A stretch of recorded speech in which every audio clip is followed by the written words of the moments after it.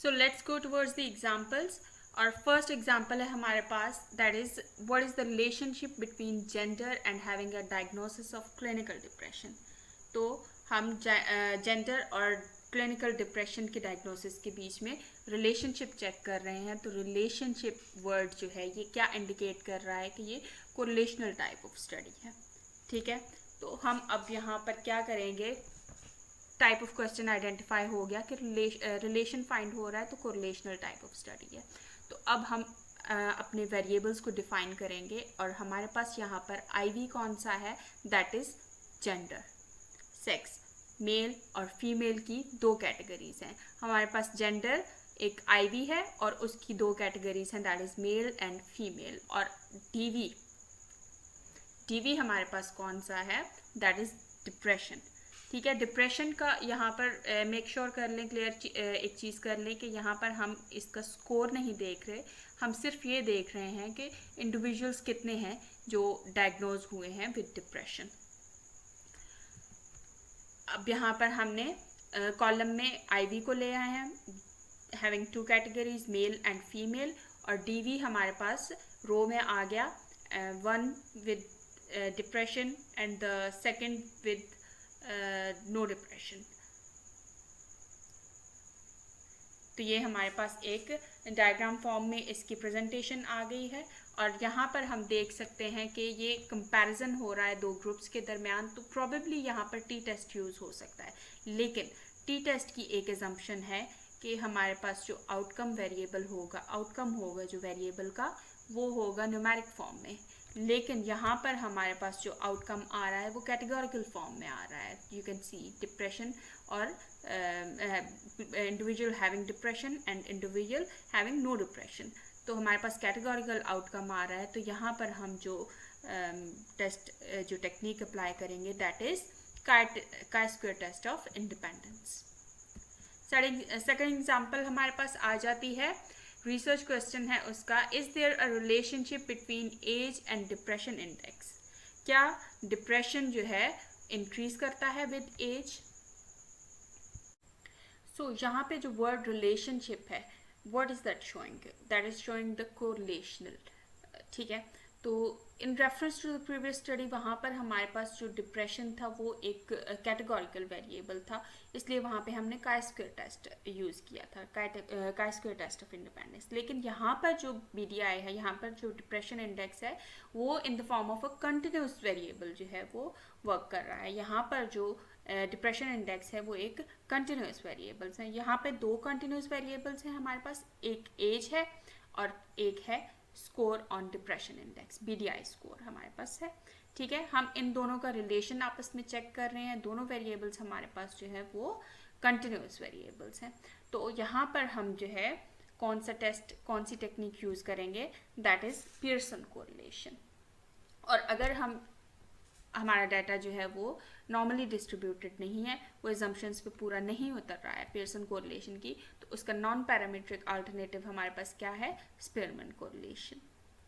Example number 3 की तरफ जाते हैं हम।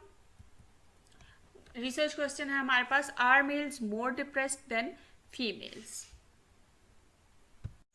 तो यहाँ पर अब क्या हो रहा है, ग्रुप कंपैरिजन हो रहा है मेल्स का फीमेल्स के साथ। और किस बेसिस पे कंपैरिजन हो रहा है, डिप्रेशन की बेसिस पे। कौन ज़्यादा डिप्रेस्ड है, कौन ज़्यादा डिप्रेस्ड होता है, मेल्स या फीमेल्स। तो यहाँ पर जो हमारे पास कंटिन्यूस वेरिएबल है, that is DV, BDI score, ये हमारे पास एक कंटिन्यूस वेरिएबल है। और दूसरा हमारे पास कैटेगोरिकल वेरिएबल है, दैट इज़ आईवी, और इसके दो लेवल्स हैं, मेल एंड फीमेल की कैटेगरीज में हम इसको डिवाइड कर रहे हैं। और इसको हम जब डायग्राम की फॉर्म में ड्रॉ करेंगे तो मेल्स और फीमेल्स यानी कि आईवी हमारे पास कॉलम में आ जाएगा और mean of BDI score that is DV वो हमारे पास रो में आ जाएगा। हम दोनों ग्रुप का कंपैरिजन कर रहे हैं, दैट इज कि यहाँ पर हम टी टेस्ट अप्लाई करेंगे। और इसका नॉन पैरामीट्रिक अल्टरनेटिव, अगर हमारे पास जो है ये एजम्पशंस पे पूरा नहीं उतर रहा हमारा डाटा टी टेस्ट की एजम्पशंस पे, तो इन दैट केस हम इसका अल्टरनेटिव यूज़ करेंगे, that is Mann Whitney U test. Example number 4 है will 10 weeks of exercise training reduce the BDI score. तो यहाँ पर हम क्या चेक कर रहे हैं कि BDI स्कोर हम before the startup of exercise और फिर with the passage of 10 weeks हम after the passage of 10 weeks हम दोबारा BDI स्कोर उनका लेंगे, उनके ऊपर पोस्ट टेस्ट अप्लाई करेंगे और फिर हम उनको टेस्ट स्कोर्स को आपस में कंपेयर करेंगे। तो हमारे पास वेरिएबल्स को हम देख लेते हैं। हमारे पास एक कैटेगोरिकल वेरिएबल है और कैटेगोरिकल वेरिएबल कौन सा है हमारे पास, ये प्री टेस्ट और पोस्ट टेस्ट जो हम ट्रीटमेंट अप्लाई कर रहे हैं दैट इज़ IV। और BDI स्कोर जो होगा ये हमारे पास DV है और ये कंटिन्यूस फॉर्म में इसका डाटा हमारे पास आएगा। इसका आउटकम जो है वो हमारा कंटिन्यूस वेरिएबल होगा। इसको हम डायग्राम फॉर्म में ड्रॉ करेंगे जब, तो हमारे पास ऑब्वियसली IV जो है वो कॉलम में आएंगे, pre test and post test, और मीन जो है BDI स्कोर का वो हमारे पास रो में आ जाएगा। और जब हम प्री टेस्ट यानी कि एक्सरसाइज के स्टार्टअप से पहले जब हमने BDI स्कोर लिया और एक्सरसाइज 10 वीक्स की जो थी उसके बाद जब हमने पोस्ट टेस्ट अप्लाई किया और BDI स्कोर लिया, हम उनके मीन्स को कंपैरिजन कर लेंगे और फिर हमें पता चल जाएगा कि it reduce the BDI score और नॉट। तो यहाँ पर हम टेस्ट कौन सा अप्लाई करेंगे, डिपेंडेंट सैम्पल टी टेस्ट और पेयर्ड सैम्पल टी टेस्ट हम इसको कहते हैं। और अगर हमारा डाटा जो है वो डिपेंडेंट या पेयर्ड सैम्पल टी टेस्ट के असम्पशंस पे पूरा नहीं उतर रहा तो हम नॉन पैरामीट्रिक अल्टरनेटिव इसका विल्कॉक्सन साइन रैंक टेस्ट लेंगे। एग्जाम्पल नंबर 5 है हमारे पास, is there difference in BDI score for people under 30, 31 to 49 and 50 years and over. ठीक है, हमने BDI स्कोर का कंपैरिजन करना है उन लोगों के दरमियान जो अंडर 30 हैं और 31 to 49 की रेंज में आ रहे हैं या 50 years एंड ओवर। ठीक है, 3 कैटेगरीज हमारी जो है वो इस वेरिएबल की बन गई हैं, दैट इज़ IV, और BDI स्कोर हमारा जो है वो DV है और उसका जो स्कोर है वो हमारे पास एक कंटिन्यूस फॉर्म में आएगा। तो इसको हम जब डायग्राम फॉर्म में ड्रॉ करेंगे तो IV हमारे पास ऑब्वियसली कंटिन्यूस कॉलम में आएगा और इसकी 3 कैटेगरीज हैं और mean of BDI score will come in the row. तो जैसा कि हमें पता है कि हम यहाँ पे मीन को कंपैरिजन कर रहे हैं, मीन का कंपैरिजन कर रहे हैं, तो ऑब्वियसली यहाँ पर टी टेस्ट होगा, लेकिन टी टेस्ट में तो हमारे पास 2 ग्रुप्स होते हैं और यहाँ पर है हमारे पास 3 ग्रुप्स। तो ऑब्वियसली 3 ग्रुप्स के लिए हम कौन सा टेस्ट अप्लाई करते हैं, that is one way ANOVA.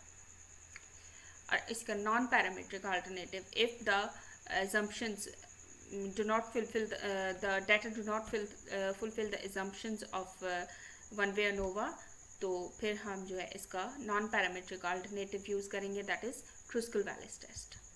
Example number 6 पे हम आ जाते हैं। So example number 6 is what is the effect of age on BDI score of males and females.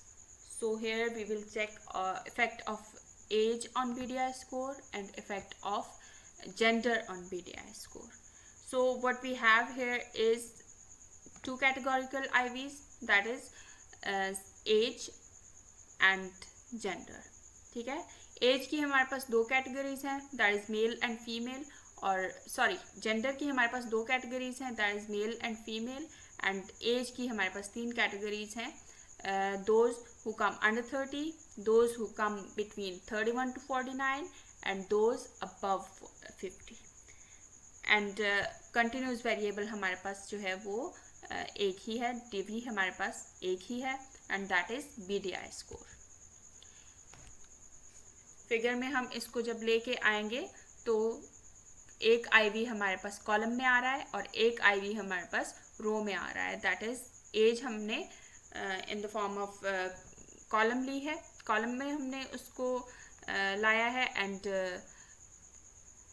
Gender रो में आ गया, और हम मीन चेक कर रहे हैं BDI का, that is also in row DV, और हम यहाँ पर जो है वो इसका इंटरेक्शन भी चेक कर सकते हैं। तो यहाँ पर हमारे पास जो टेक्निक अप्लाई होगी that is factorial two way ANOVA, क्योंकि यहाँ पर IV हमारे पास 2 है और इसका नॉन पैरामीट्रिक अल्टरनेटिव हमारा अनफॉर्चुनेटली नहीं है। अगर हमारा जो एजम्पशंस हैं वो इसको फैक्टोरियल और टू वे एनोवा को हमारे एजम्पशंस मैच नहीं कर रही हैं, फुलफिल नहीं हो रही हैं, तो इसके लिए हमारे पास नॉन पैरामीट्रिक अल्टरनेटिव अनफॉर्चुनेटली नहीं है। एग्जाम्पल नंबर 7 की तरफ आ जाते हैं। So example is which of two therapy interventions is more effective in reducing BDI score across 3 time periods?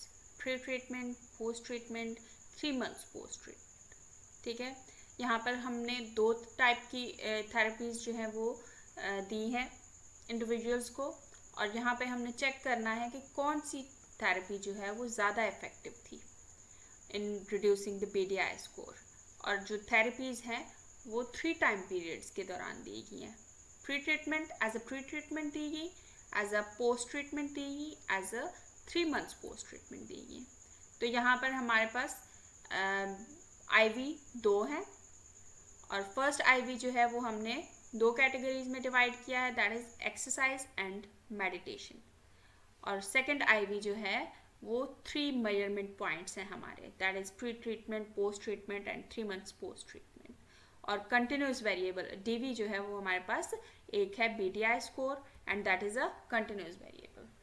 इसको हम जो है लाएंगे इन the form of a diagram. तो IV हमारे पास जो है एक IV in the column and 1 IV in the row along with the DV। IV का इंडिविजुअल जो है वो हम स्कोर देख सकते हैं कॉलम में, और DV का इंडिविजुअल स्कोर हम जो है वो कॉलम में देख सकते हैं, और एक्सरसाइज और मेडिटेशन का जो स्कोर है वो भी हम इटसेल्फ देख सकते हैं रोज़ में, एंड इसका जो इंटरेक्शन है वो भी हम देख सकते हैं इस जगह पे। और यहाँ पर हम जो टेक्निक जो अप्लाई करेंगे, जो टेस्ट अप्लाई करेंगे, दैट इज़ फैक्टोरियल और फैक्टोरियल रिपीटेड मेजर और मिक्स्ड बिटवीन विद इन और split plot ANOVA। And again यहाँ पर हमारे पास इसका जो नॉन पैरामीट्रिक अल्टरनेटिव है वो कोई नहीं है, और यहाँ पर हम रीथिंक कर सकते हैं कि हम आया अपने डाटा में कुछ चेंजेस लाना चाहते हैं, या हम despite the fact that the data is not normally distributed हम जो है वो इसी पैरामीट्रिक टेक्निक को यूज़ करना चाहते हैं। So it's up to you. Example number 8 की तरफ आते हैं। Do males have better overall ratings of psychological health, that is depression, anxiety and perceived stress, than females? So, one categorical IV है हमारे पास, that is gender, और उसकी 2 categories हैं हमारे पास, मेल एंड फीमेल। और हमारे पास जो कंटिन्यूस वेरिएबल है DV, that are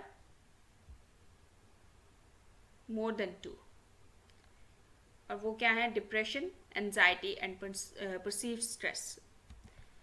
अब हम इसको जो है डायग्राम फॉर्म में लेके आए हैं, और IV हमारे पास आ रहा है कॉलम में, मेल्स एंड फीमेल 2 कैटेगरीज हैं उसकी, और जो DVs हैं हमारे 3 DVs हैं, और दे आर इन रो। तीनों के मीन्स हम जो है वो रो में एंटर करेंगे, मेल्स के भी और फीमेल्स के भी। और इसके लिए जो हमारे पास टेक्निक है that is multivariate analysis of variance, क्योंकि हमारे पास IVs कितने हैं, मोर देन 2। और नॉन पैरामीट्रिक अल्टरनेटिव अनफॉर्चुनेटली इसके लिए भी हमारे पास नहीं है। So we can rethink about the test we are going to apply. देख सकते हैं कि हमें स्टिल जो है वो पैरामीट्रिक टेस्टिंग अप्लाई करनी है, या हमें अपने डाटा को ट्रांसफॉर्म करना है। So whatever you want to do. Hopefully you understood all the examples, और तमाम स्टेप्स भी आपको क्लियर हो गए होंगे। अगर आपको इसमें कोई भी कन्फ्यूजन है, you can ask me in the comment section, and hope you like the video. अगर आपको कुछ भी इसमें नहीं समझ आया तो आप कमेंट सेक्शन में मुझे पूछ सकते हैं। Thank you, take care and अल्लाह हाफिज़।